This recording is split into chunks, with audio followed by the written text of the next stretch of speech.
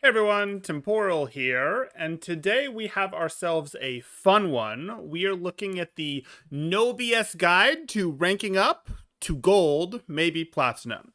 Now, maybe it'll work to get people to gold or platinum. I'm skeptical, but let's take a look at this one. So we see, I'm tired of reading how do I rank up, or I think I'm good but my team style threads. That's nice. It's nice that you're tired of that. That's something that you're going to see because when people go to the internet looking for this, they're, looking for, hey, whatever, they're going to talk about it. There's only a few places they can talk about it. This is one of them that they're going to do so in. We've all seen more of those than we care to see. But hey, I'm going to cut to the chase and here being brutally honest with you. These are the things you need to know, and this is how to fix them. It is laughable that you think your thread will solve the plague of it's my team's fault or how do I rank up threads. It's not going to happen. This thread is not going to be the one that gets pinned and lasted forever or gets referenced by anyone anytime someone posts a how do I rank up. This isn't going to get linked as like the first comment and upvoted every time. And therefore do away with the threads. It would be nice. Many of my videos could have done that, but it's not going to happen. It's not going to happen with your thread either. But hey, doesn't matter how hard you try to hide your BS, Temporal will smell it. It's true. It's true. Okay, so let's get into it. Let's get into what they think are the keys. They've given us some bold headers. Looks like about 7 or 8 of them for what is going to be the no BS guide. What are the things they need to do to rank up to gold, maybe platinum? First, end your love affair with off-meta, weak, inconsistent heroes. So are they going to define which meta they're talking about? Because the meta in GM, you might be looking at some Hammond, you might be looking at some Orisa, you might be looking at, some Roadhog, you might be looking at some of these heroes and be like, oh, hey, these are heroes. I just used the tank category there. Or you might be looking at a Brig Zen meta in GM. Those are considered the meta by the Overwatch community at large, but they're probably not the meta for going from gold to platinum. So let's see what they have to say. At the end of the day, ranking up is about consistency. It helps. It's not about the one time that you popped off. It's about how you do in your average games. Sure. For this reason, play heroes that get simple, easy, consistent value. Example, if you have a cold game as Widow, you contribute absolutely nothing as she is an all or nothing hero. So that's not strictly true. It's a little more true now than it used to be, but that's not really strictly true. You can do quite a bit of sort of zoning off the map, going, hey, let my let me get a color that I can actually draw with. Let my team consolidate and take this space, and my team consolidating and taking this space lets me deepen this angle over here and threaten more opponents, and threaten a new angle, which forces my opponents back further, which lets us sort of zone them out and sort of lock them out and take a bunch of map control with them against them. You can use Widow to threaten and enforce map control until your opponents figure out that you can't aim. You can do that. That is a thing you can do. That is some value. You could go, hey, let's get the first point of Gibraltar, or all the way to just about the end of the first point of Gibraltar, just by threatening with the Widow. It's not just the Widow doing the threatening. The rest of the team has to be competent too. But you could get away with that. It's not the best solution, but there's absolutely no way to get value out of a Widow isn't true. So I am going to poke a hole in that there. That said, I don't recommend people pick Widow to do that sort of thing. I'm just giving a counterexample. You guys will do better if you want to play Widow, put time into the Widow headshot only lobbies. Seriously, put time into the DM. Like, you can absolutely climb with Widow, but you should, if you want to climb with Widow, put time into that. Okay. If you are consistent with her, you are carrying and not making threads about being stuck under plat. A plat Widow is fine. They're just a plat Widow. Widow struggles in that she has a very limited map pool where she's effective, and she's pretty bad on maps that aren't her map. And they might be making threads about how they're a great Widow, but they can't get above plat, and it could be true, because Widow has maps where she's not very good. But okay. If you're inconsistent with her, you are essentially throwing. Everyone has some level of inconsistency to their aim. You can get more consistent with it, and you can get better at it. You can go, hey, my peak aim is up here, and my bottom aim is down here, and okay, that's better than your peak aim being up here and your bottom aim being down here, like, yeah, that's better. And you can train up both of these, both your heights and your consistency, to make it so that your high is up here and your low is here, and that's better, but everyone has some level of inconsistency to them.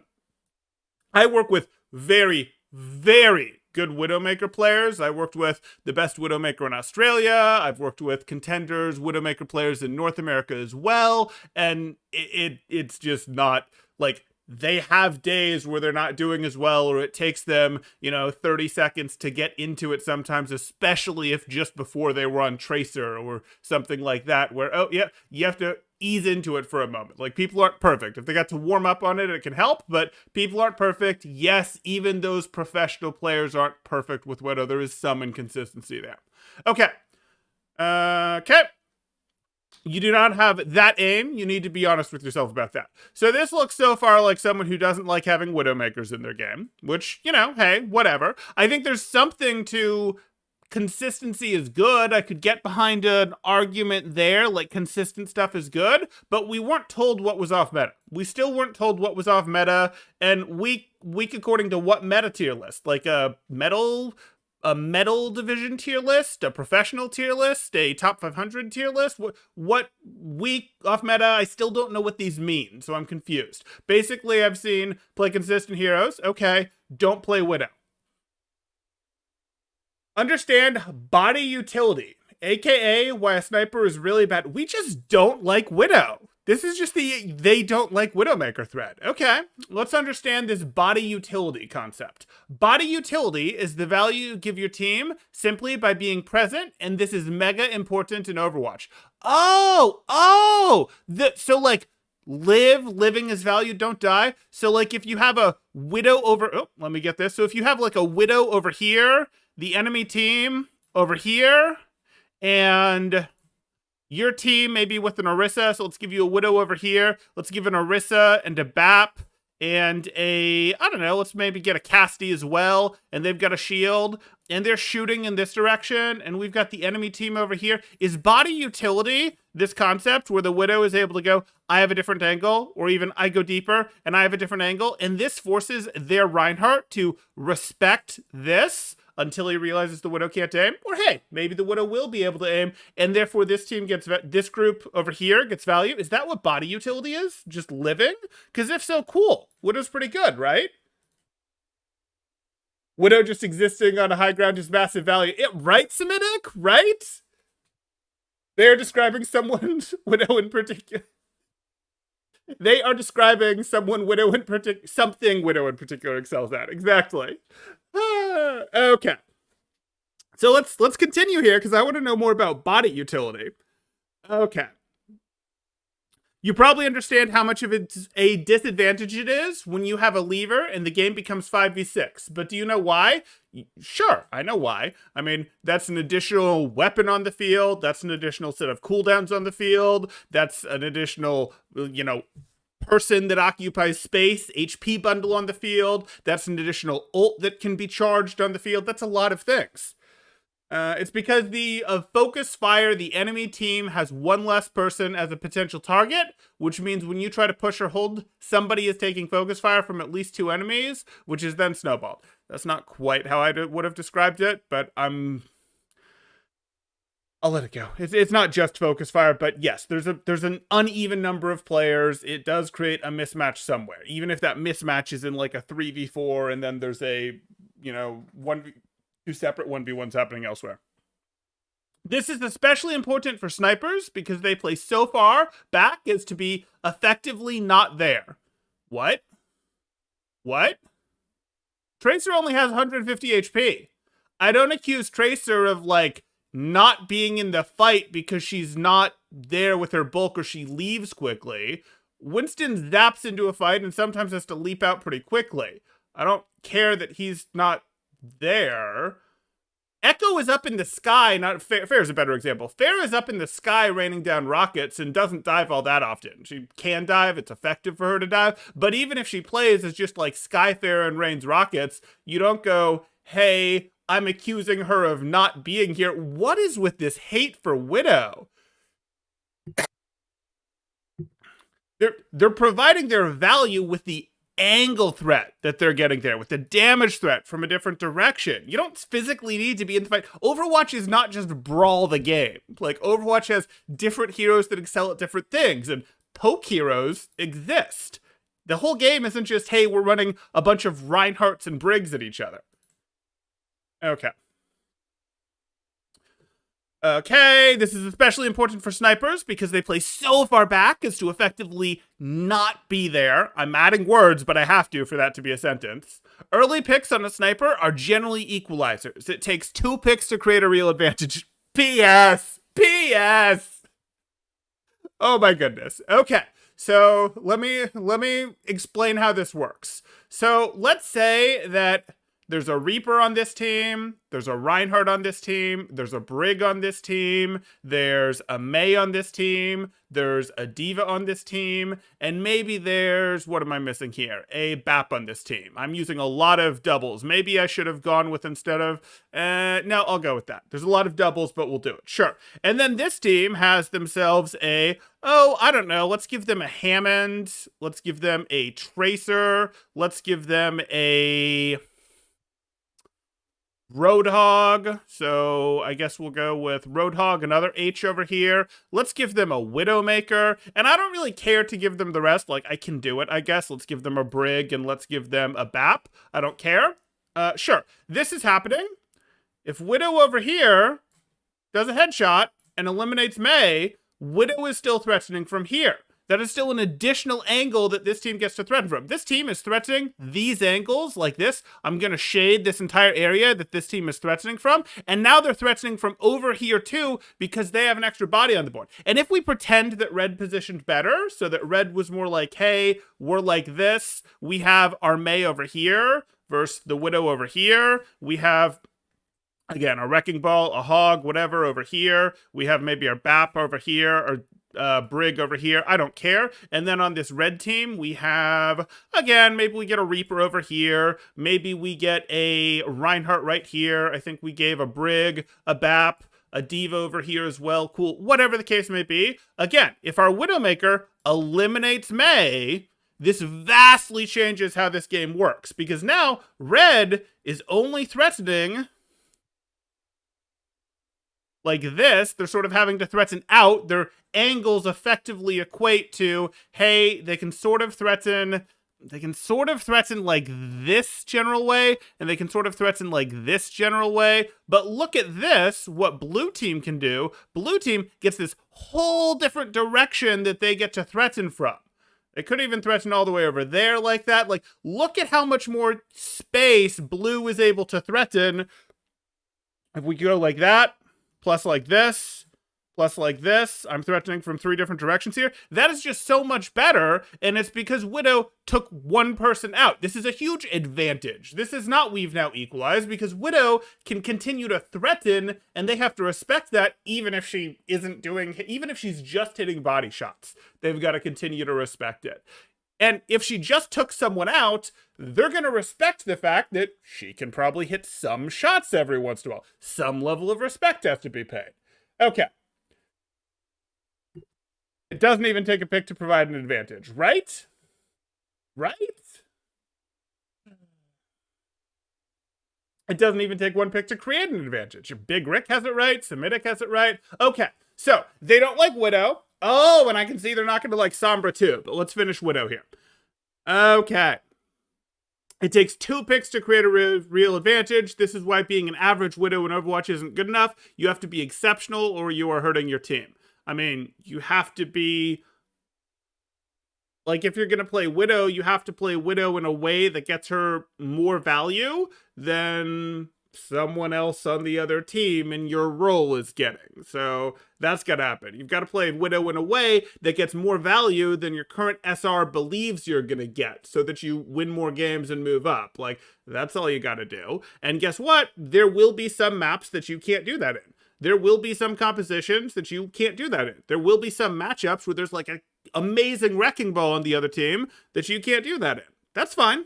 There will be some matchups where there's just a better Widow on the other team and you can't properly contain them, and you've got to work with your team to contain them, or you've got to go, hey, I'm going to make the swap and we're going to try to handle this with, you know, Artex, whatever the case may be. But or we're going to handle this with our Sombra, our Tracer, that sort of thing. You're going to swap to Sombra or Tracer. Sure, that's perfectly fine. Okay, so this is just wrong so far. So far, the only thing that isn't, like, strictly wrong is, hey, consistency is good. Okay. This is also why grouping up, not becoming staggered, and not trickling is so important. I don't know what you mean by this. This concerns me. I don't know what you mean by this. Grouping up is, like, the way that grouping up has been suggested, the way that you're playing a man down because you have a widow, really suggests to me that this person only understands Brawl, and suggesting that you have to play Brawl to get to gold or maybe plat is not right. In fact, I wouldn't even recommend it right now. You're probably better off playing a little more pokey right now than Brawl. But hey, whatever, we'll deal. That doesn't mean you have to play Widow. You can play Hanzo, Soldier, Junkrat, Pharah, sure, but whatever. Okay. TTK, the Sombra problem and why Reaper is very good. TTK is time to kill. As you might infer, it is how fast one character can kill another. Sure. It generally refers to the speed at which people get eliminated in a game. It's not specifically for one-on-ones or how fast one character takes to another. We generally talk about TTK in a more macro perspective of the speed at which people usually get eliminated from full health to 0 in a game. So if Discord Orb is super strong, TTK goes down. People die really fast. If, on the other hand, healing is really high, health pools are really big, and lots of barriers and defensive cooldowns exist, well, TTK gets lower. But that's not like a 1v1 thing. That's a more speed of the game thing. So consider two teams. These teams are evenly matched, but on Team A, the best player is Sombra, and on Team B, the best player is Reaper. Okay, I look forward to it. Are we going to have some Beyblade versus EMP shenanigans? Because this could be a fun match to watch. No matter how good that Sombra is, the Reaper will kill significantly faster. I mean, in what? Like, if we set Reaper at his ideal range, like, does Reaper get to start right next to a Winston? Like, right on top of a Winston? Does Reaper just get to start there? Because Sombra has better mobility, better ability to stage, better scouting information. But are we just ignoring all these things and deciding that Reaper gets to start right on top of, his targets at his ideal range when Sombra didn't get any of her between fight advantages, staging, rotation advantages, any of those things? That's a little weird. That she didn't get to pre-poke while Reaper was having to spend time rotating and finding ways to get in there. Like, that seems weird. Or having to shoot a bajillion miles away while he was walking in there with an escort from Reinhardt or something, really not doing that much damage until he got, moderately close. Is that what we're doing? Okay. So, let's continue here. Reaper will eliminate significantly faster, which means if the match amounts to a race between two players, Reaper's team will win. This is extremely common below plat. What? That's all you're covering? Guys, Sombra has the better ult. Sombra will actually get to, again, do stuff during some of this rotation and poke stage stuff. Sombra will be better at going for staggers than Reaper was. Sombra will get to, as the enemies are having to rotate in after their last push failed, she'll be able to pick on them once or twice on the way in. And then she has the massively better ult. Now, if you asked me point blank, is Reaper going to be a better hero for the average person to play in the metal ranks than Sombra? Yes. The answer is yes. I'm not going to lie. I'm not going to say that, hey, Reaper is not a good hero for low ranks and Sombra's the best hero for low ranks. I'm not going to tell you that. But, like, this isn't a reasonable representation of things. Like, be serious. Lot would say Sombra is the best ult. This post hurts my soul, but I'll stay. I'm sure there's a few things I can pick up. Happy to have you here. Kajursti Overwatch, happy to have you here. I'm sure I butchered that, but I tried. Okay. Mute everyone and focus on yourself. Hey, I like this. Below plat, and some say below diamond, nobody is any good, and nobody knows what they are doing. Comms is the blind leading or arguing with, as it usually turns out, the blind. Unless you possess a very specific social talent and charisma, you're going to hurt more than help, and others are going to hurt more than help you. Sure, I agree with this. Ta-da! I'm good. I'm good. No problems. For solo. If you're queuing, going as a group, you're probably going to have to coordinate. You are going to have to coordinate with your other people in a duo, a trio, a six stack, whatever. But that's fine. I'm generally good with this. You are not as good as you think you are. You also perceive Smurfs when they aren't present. Sure. I mostly agree with this as well. Especially the second part, that people perceive Smurfs when they aren't present and write off games too early because they think there's a Smurf, like a real Smurf on the other side, not someone who it's their alt account, but it's at the same SR, or it's at a lower SR, but they play a completely different role on it, or, hey, it's a Smurf account that's 200, 300 SR behind their main in the center of the ladder, where 200 to 300 SR isn't that much. Okay. I see subplat players calling Smurfs when there isn't a Smurf all the time. Are you the expert at identifying Smurfs? Where did you study? Okay. More often, what you are seeing is someone who has figured out the rank. Or you're just finding someone who's having a hot night. Like you talked about this and you seem to have an issue guide writer with Widowmakers, and you can find Widowmakers that play way out of their mind because they're just having an on night. Or like you find people like my off tank over at Northeastern. He's a peak 4-5 player. He just had an on, and I mean an on night on Flex Support, and he took his usual Flex Support ranking of about 4.2, 4.3, all the way up to 4.5. He's not a 4-5 Flex Support players, guys. Like, don't get me wrong, he's good, and maybe he'll pick a fight with, maybe I just picked a fight with him by saying that, but like, he just had a night where he was on, his aim was really locked, and he made that run, and absolutely good on him. You got to be able to make it once, and then, maybe in future times he'll be able to continue doing that, but that's not the normal play. He had a hot night, and that's great. But like, these things happen, so yeah, you can run into people that aren't Smurfs. They're playing better than normal, and if they continue playing until, they could continue to go up for quite a bit, but then when they stop or then when they get tired, they won't be that good again tomorrow. People do have a variance to where they perform, which is one of the reasons that this author was talking about, don't play inconsistent heroes. Even the consistent heroes have inconsistency issues.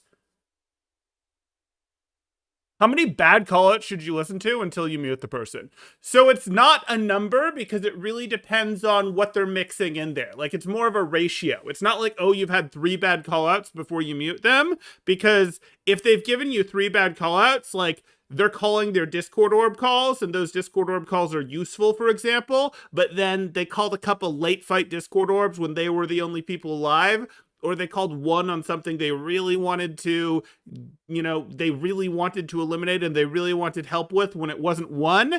Like, I don't care if their fight planning was good, if their ult tracking was good. So it's not like, oh, it's 3 or it's 5 or it's 10, because it's really a ratio of, are they giving you good information? And if they're giving you good or at least not harmful information, they might be doing a little too much gameplay narrating. Some people will do that, for example. That's mostly not hurtful. It's a little bit harmful in that, hey, you're missing out on some information, such as you might not hear some footsteps because they're hogging comms a bit, things like that. But if they're narrating, they are generally calling out cooldowns that they're seeing. They are generally calling out things that will suggest to you that a target is weak because they're talking about the target that they're fighting, that sort of thing. So I would mostly say I could put that in the neutral to slightly neutral plus stuff. And then the good stuff would be the actually warning about a flank, actually giving good scouting information, making fight plans that are actually actionable because people are in comms. If they're making fight plans that are highly based on people that aren't in comms, obviously that's a waste of time. That sort of thing. Yeah, so it's a ratio. But if it's more good than not, generally I'd leave it on. If they add any toxicity to it, get rid of it. Okay. Okay, so there we go. We were back in the you're not as good as you think you are. You also perceive Smurfs when they aren't there. And more often than not, what you are seeing is someone who has figured out the rank, which I don't necessarily agree with. I mean, it could be, yes, you found someone who's on their way up for real. Maybe they were there for a while and they're on their way up. That could be a thing. Just as likely you found someone who's having a good night, and 2 nights later, they'll lose all the SR. That happens. Ever notice that these supposed Smurfs are usually playing as Reaper, Soldier, or Pharaoh with a pocket? No, not particularly. I might not be the best at that because I don't see the chat logs frequently when I'm reviewing games. I've seen a lot of Metal Rank gameplay, but I don't usually have the chat logs for those, so I don't really know. Is it particularly common, chat, if I've got people in the Metal Ranks in here, to have the people that people accuse of being Smurfs, Reapers, Soldiers, and Pharaohs with a pocket? I would have guessed that it would be more likely to be the Widows, Tracers, Genjis, maybe Cassidys, and then like Hammonds, things like that. That would have been my guess. They've figured out that those are consistent, easy value heroes at the rank. I'm a career-long gold player who occasionally spikes into plat. I can take Farah into a bronze game. You'll hit about 60 direct rockets. How long is the game? Did you play an 8-round 2CP, or did you play a 2-round 100-0 Koth? What Smurf picks Reaper? That's kind of my thoughts on it. Yeah, that's kind of where I am, Elark. He's not a hero where you can, like, yes, a 4.2 Reaper is a lot better than a 1.6 Reaper. Yes, or maybe that's too low, than a 2.2 Reaper. I agree. The 4.2 one is a lot better, but you can show more differentiation. You have more tools to sort of exert your will and control situations on the Widows, the Tracers, the Divas even, though more often you'll find them on Zaryas when they're smurfing, that sort of thing.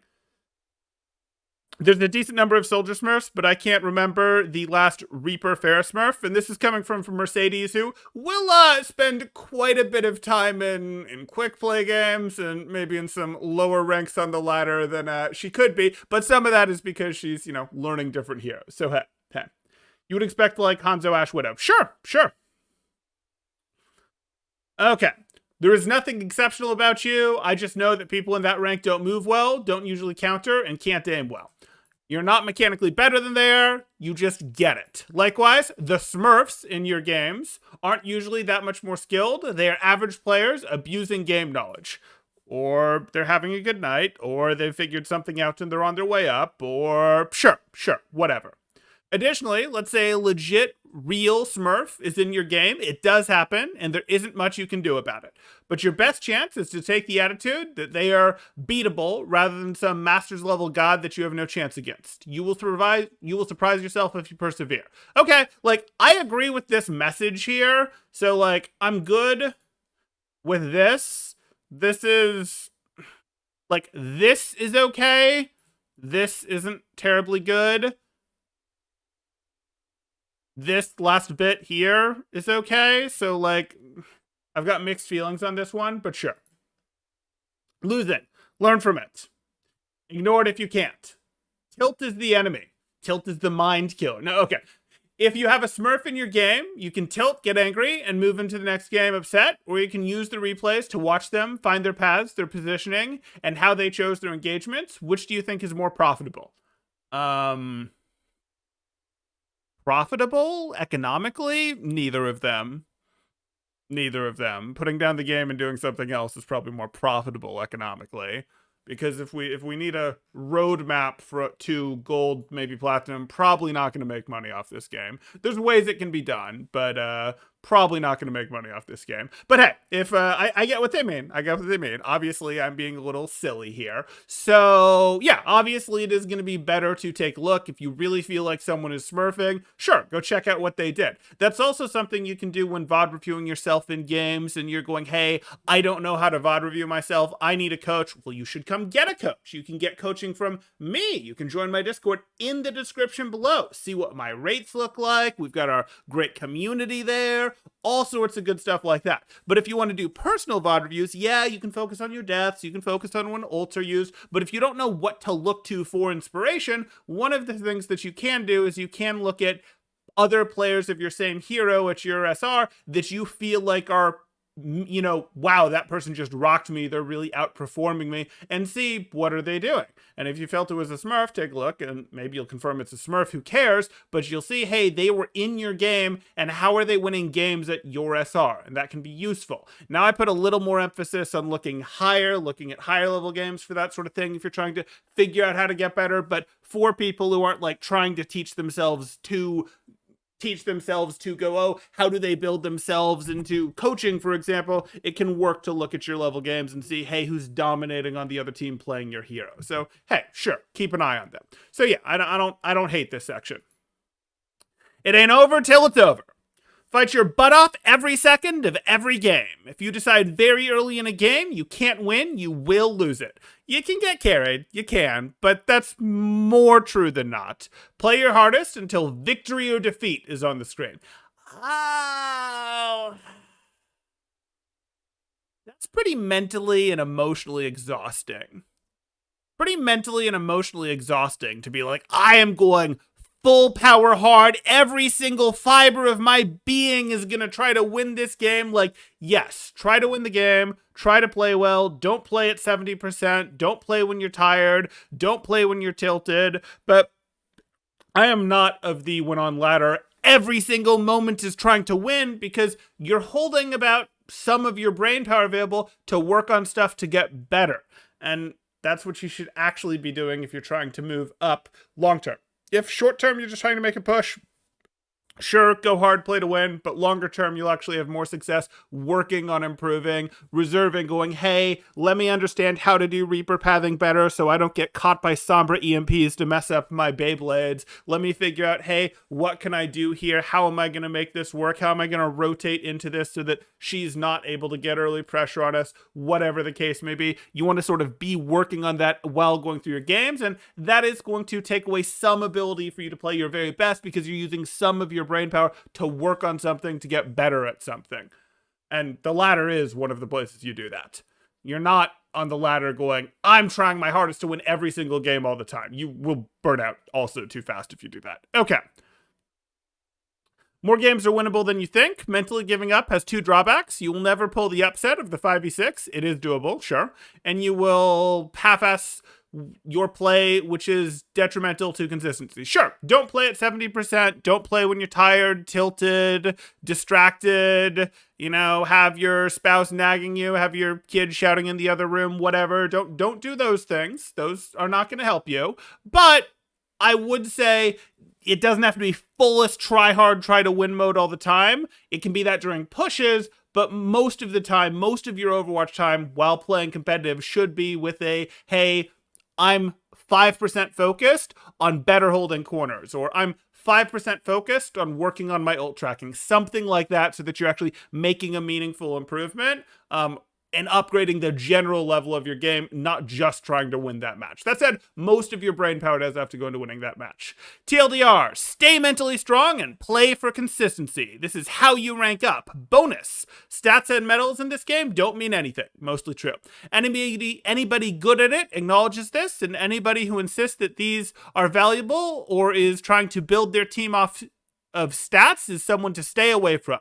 They are telling you up front that they don't know how to play and that they want to be carried. Oh, but trying to build their group in the group finder. Got it. I was trying to go, what do you mean trying to build their group? Okay, sure. So this is not terribly good. Like, some of this mental stuff is okay. I have asterisks on this, but it's okay. Sure, this is mostly right.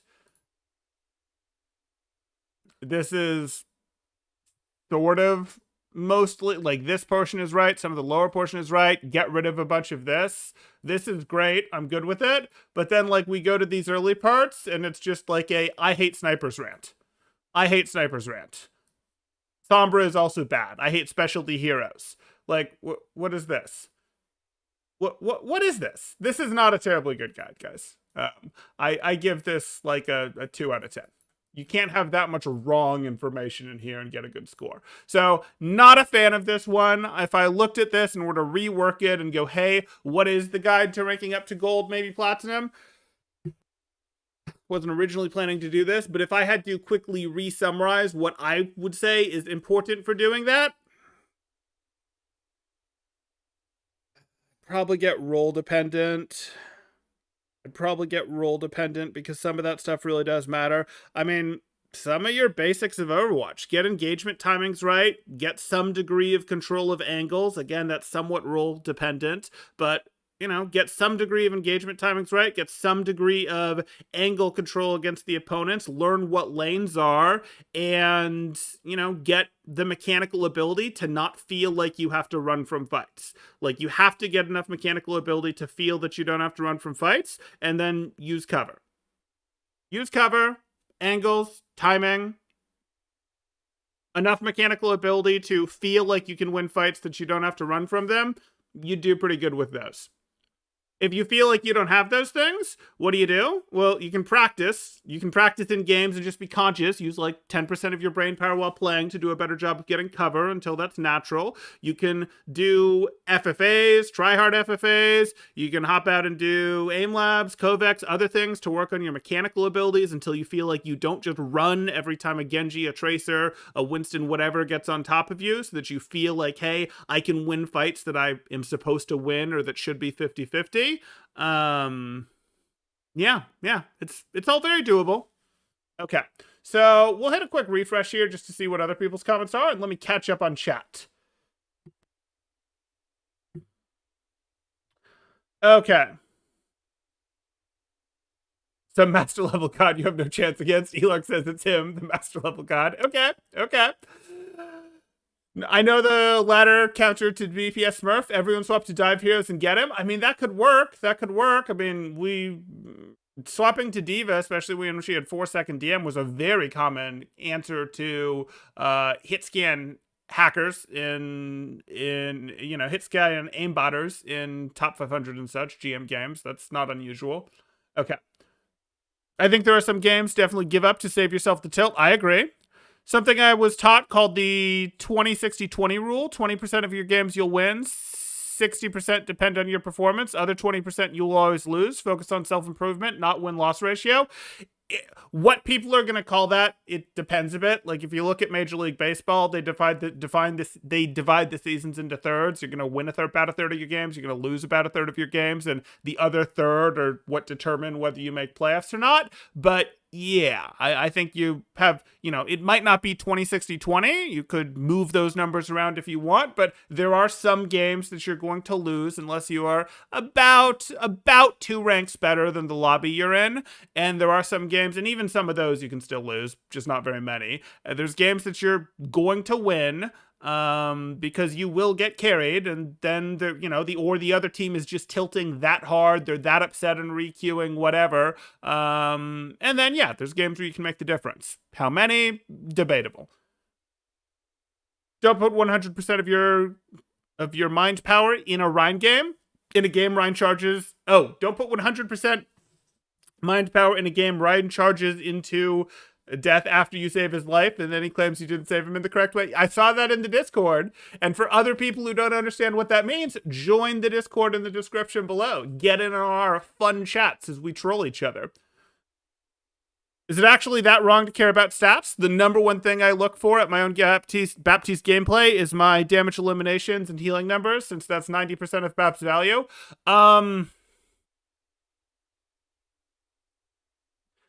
You don't want to pay that much attention to stats. Stats aren't 100% worthless. They obviously have to be normalized over game length. And you do have to factor in, hey, like, they get very hard to compare very quickly. You can look at your stats versus someone else's stats if you're playing in a similar SR to them and go, hey, I need to use this to, maybe it should look more like this.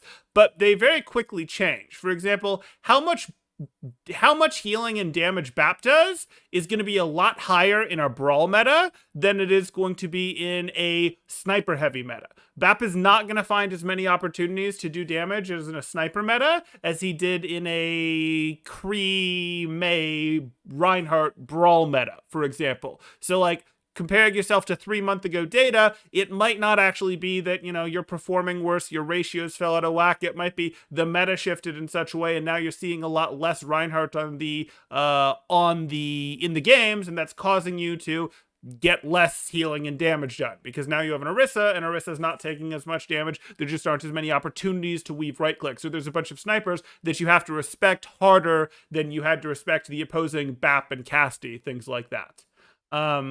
So they're not great, I would say. They do have some use, but they're really not great without lots of context. And if you have enough context to understand them, you probably also, like, it's always tricky because, like, you can get decent analysis done with numbers, but, like, the amount of analysis you have to do with numbers to make it worthwhile basically means congratulations, your coach could have told you that. And if you can do that analysis and do it seriously, congratulations, you're probably an analyst or a coach type thing, and you probably could have gotten the answer of, hey, am I weaving appropriately, without having done that? Or am I finding enough opportunities to do damage without having just looked at the stats? Like, when stats are wildly different, especially in a mirror scrim environment, and you notice that, hey, we are losing, we are only winning 30% of the fights that we use Blizzard in, and the opponents are winning 70% of the fights that we use Blizzard in.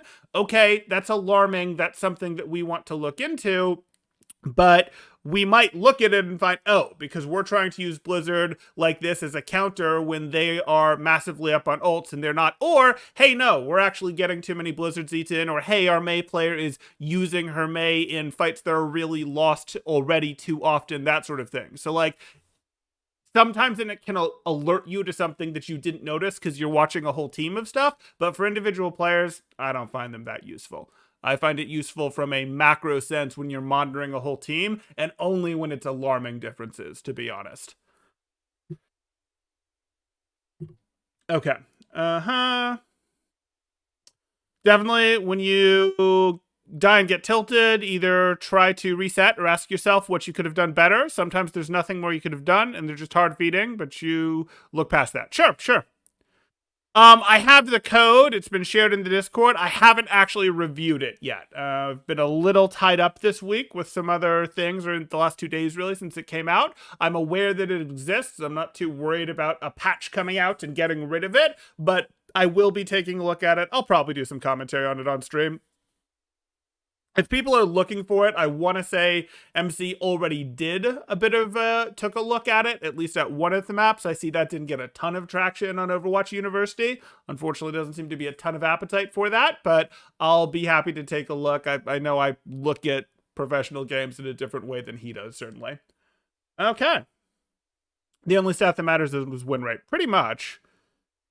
Kick Mei from the team. Well, you know, sometimes you work with your Mei. Sometimes your Mei is matched up against an Owl player Mei, and you have to go, okay, hey, this Mei is consistently hitting their walls faster than you are, and you have to work on ways and work with your Mei to equalize. But hey. Okay. People have any other questions? Go ahead and throw them up in chat. If you are enjoying the content, please do drop a like. Consider subscribing if you haven't already done so. If you're looking to get coaching, you can join my Discord in the description below and see what rates look like. Or if you just want to catch more of these or other things like these, like our reaction to the news of the acquisition, or us rating other people's guides, like we see here, this No BS guide, or someone's tier list of, you know, this current season on the ladder, or support guide reviews, or anything like that, or want to see our coverage of the collegiate scene, just want to see what we're covering, when we're live, if you want to catch it, in that Discord, you can react, become a watcher, do all of that good stuff, and get your pings. If it's interesting, you click in. If not, you go your way. No harm, no foul. But I think that's going to do it for now, and we'll go ahead and call it here. Thanks. Temporal out.